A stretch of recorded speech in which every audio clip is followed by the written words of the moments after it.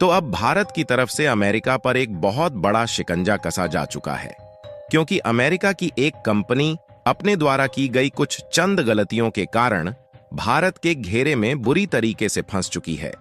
हम बात कर रहे हैं अमेरिका की एरोस्पेस के मामले में दिग्गज construction and manufacturing company general electric की,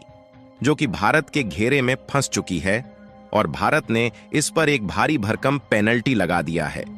और द हिंदू की इस रिपोर्ट में आप साफ साफ देख पाएंगे कि India invokes penalty clause against General Electric for engine delays for LCA Mark 1A। दरअसल पिछले कुछ सालों से Bharat made in India programme के तहत नए वेरिएंट वाले लाइट कॉम्बैट एयरक्राफ्ट को भारत में स्वदेशी तौर पर डेवलप किया जा रहा है, जिस पर भारत की हिंदुस्तान एरोनॉटिक्स लिमिटेड बाकी की कुछ कंपनियों की मदद से काम कर रही है। लेकिन इसमें उपयोग होने वाले इंजन का कॉन्ट्रैक्ट अमेरिकी कंपनी जनरल इलेक्ट्रिक को सौंपा गया था, क्योंकि अमेरिका की यह कंपनी एयरक्राफ्ट के इंजन बनाने में काफी ज्यादा माहिर है। हालांकि इस कंपनी ने कॉन्ट्रैक्ट तो ले लिया था, लेकिन तय की गई समय सीमा के अनुसार आज 18 महीने से भी ज्यादा की देरी हो चुकी है, जिससे भारत में शुरू किए गए लाइट कॉम्बैट एयरक्राफ्ट बनाने का प्रोजेक्ट लगभग पिछले 2 सालों से लटका हुआ है। लेकिन अमेरिका की यह कंपनी अभी भी भारत को एक के बाद एक बहाने बता रही है, जिसके कारण भारत को मजबूरन अमेरिका की इस कंपनी के खिलाफ एक भारी भरकम पेनल्टी लगानी पड़ी है, जिससे अमेरिका को काफी बड़ा झटका लग रहा है। पूरी डेवलपमेंट को विस्तार से समझेंगे और आपको यह भी बताने वाले हैं कि कौन सी पेनल्टी अमेरिकी कंपनी पर भारत के द्वारा लगाई गई है। लेकिन आगे बढ़ने से पहले इस वीडियो को लाइक करके चैनल को सब्सक्राइब जरूर कर लीजिए, क्योंकि यह आपके लिए तो 1 सेकंड का काम है, लेकिन इससे हमारी काफी बड़ी मदद होती है। दरअसल डिफेंस इंडस्ट्री के मामले में हम काफी हद तक आत्मनिर्भर हो चुके हैं, यहां तक कि भारत की कंपनियां खुद स्वदेशी टेक्नोलॉजी पर फाइटर जेट जैसे बड़े बड़े हथियारों का डेवलपमेंट कर रही हैं। लेकिन फाइटर जेट जैसे आधुनिक हथियारों के लिए ताकतवर इंजन बनाने के मामले में हम अभी भी पूरी तरह से आत्मनिर्भर नहीं हो पाए हैं, और इंजन की सप्लाई के लिए आज भी हमें जर्मनी, अमेरिका और फ्रांस जैसे देशों की तरफ हाथ फैलाना पड़ता है। और इंजन के मामले में पूरी तरह से डिपेंडेंट होने के कारण यह देश इसका फायदा अच्छे तरीके से उठाने लगते हैं। और साल 2024 की शुरुआत में जर्मनी ने बैटल टैंक्स में इस्तेमाल होने वाले इंजन की सप्लाई अगले 4 सालों तक देने के लिए मना कर दिया था। लेकिन भारत की DRDO यानी कि defence research and development organisation पिछले कुछ सालों से टैंकों के इंजन पर फोकस कर रही थी, इसीलिए उसको 1 से 1.5 महीने के भीतर खुद बना लिया। लेकिन लड़ाकू विमान के केस में ऐसा बिल्कुल भी नहीं है, और पिछले 2 सालों से अमेरिका की जनरल इलेक्ट्रिक कंपनी भारत को बड़े अच्छे तरीके से नचा रही है। और इस रिपोर्ट में आप साफ साफ देख पाएंगे कि अमेरिका के द्वारा इंजन की सप्लाई में देरी होने के कारण तेजस मार्ग 1A फाइटर जेट का जो प्रोडक्शन करने का प्रोजेक्ट है वह हाल्ट हो चुका है, यानी कि रुक चुका है। और इसका नेगेटिव प्रभाव हमारे भारतीय वायुसेना पर देखने को मिल रहा है। दरअसल भारत में 1983 के दशक में अपनी एयर फोर्स को मजबूत बनाने के लिए और लड़ाकू विमान के डेवलपमेंट में आत्मनिर्भर बनने के लिए तेजस परियोजना की शुरुआत की गई थी,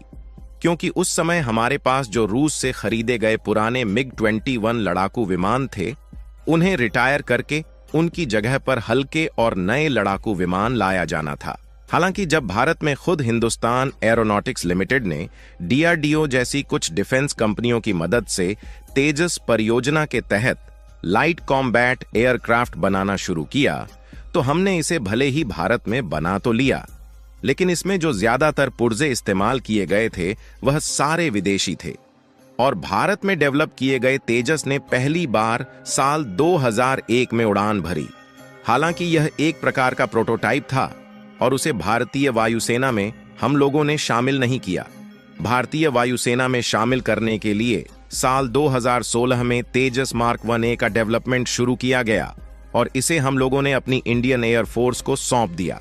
लेकिन कहते हैं ना कि समय के साथ हथियारों में आधुनिकीकरण होना जरूरी है, इसीलिए जब भारत को लड़ाकू विमान बनाने में सफलता मिलने लगी तो तेजस के अपग्रेडेड वेरिएंट को इस समय बनाने का फैसला लिया गया, जो कि रडार से युक्त हो और बाकी की भी सारी आधुनिक सुविधाओं से लैस हो। और भारत की हिंदुस्तान एरोनॉटिक्स लिमिटेड ने यह डिसीजन लिया कि इस बार जो अपग्रेडेड तेजस होगा उसे पूरी तरह से स्वदेशी पुर्जे के साथ बनाया जाएगा। हालांकि बाकी के पुर्जे बनाने में तो हम लोग कामयाब हो गए, लेकिन इसमें जो इंजन इस्तेमाल होना था वह ज्यादा पावर का चाहिए था।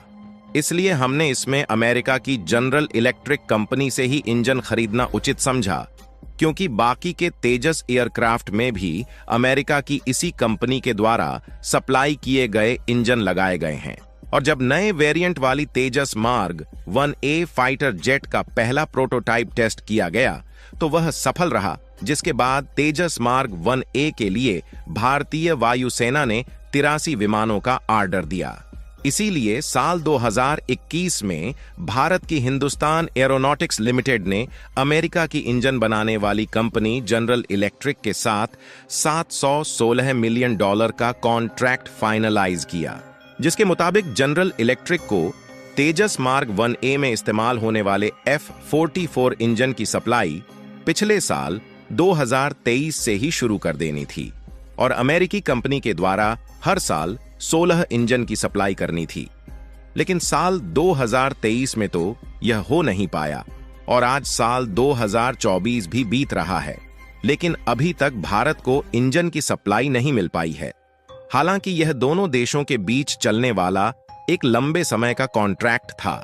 इसलिए इस कॉन्ट्रैक्ट में पिछले साल मॉडिफिकेशन किया गया और जनरल इलेक्ट्रिक द्वारा बनाया गया F-44 का मॉडिफाइड इंजन 414 खरीदने की बात की गई, क्योंकि नया वाला इंजन पुराने वाले इंजन से 35% ज्यादा ताकतवर है। हालांकि आज साल 2024 बीत रहा है, लेकिन अभी तक हिंदुस्तान एरोनॉटिक्स लिमिटेड को किसी भी प्रकार के इंजन अमेरिकी कंपनी जनरल इलेक्ट्रिक की तरफ से सप्लाई नहीं की गई और तय की गई समय सीमा के अनुसार आज 18 महीने की देरी हो चुकी है। लेकिन इस बीच जनरल इलेक्ट्रिक के द्वारा कई अन्य देशों में इंजन की सप्लाई की गई और भारत के इंजन सप्लाई पर ध्यान नहीं दिया गया। इसीलिए भारत को मजबूरन ही जनरल इलेक्ट्रिक पर ठोस पेनल्टी लगानी पड़ी। हालांकि यह दंड किस प्रकार का होगा इस बारे में कोई भी जानकारी उपलब्ध नहीं है, लेकिन यह बताया जा रहा है आर्थिक पेनल्टी तो बिल्कुल भी नहीं लगाई जाएगी और यह हो सकता है कि दोनों देशों के बीच कॉन्ट्रैक्ट में ही फेरबदल किया जाए, जिससे अमेरिका का दिवाला अच्छे तरीके से निकलने वाला है। वैसे तो जनरल इलेक्ट्रिक भी बचने के लिए इसका सीधा आरोप बोइंग और एयरबस पर लगा रही है, क्योंकि इन्होंने इनसे ज्यादा इंजन की मांग कर लिया है। इसलिए इस बात की संभावना है कि 2025 के मार्च तक इंजन की सप्लाई शुरू की जाए। फिलहाल आपको क्या लगता है कि 2025 के मार्च महीने तक हमें इंजन के लिए इंतजार करना चाहिए या फिर इसका कोई दूसरा उपाय ढूंढना चाहिए? अपनी राय कमेंट में जरूर बताएं और इस वीडियो को लाइक करके अपने मित्रों तक शेयर जरूर करें ताकि उन्हें भी जानकारी मिल सके। इसी तरह और भी नॉलेजेबल वीडियो देखने के लिए चैनल को सब्सक्राइब करके बेल आइकन को ऑल पर जरूर सेलेक्ट करें। जय श्री राम।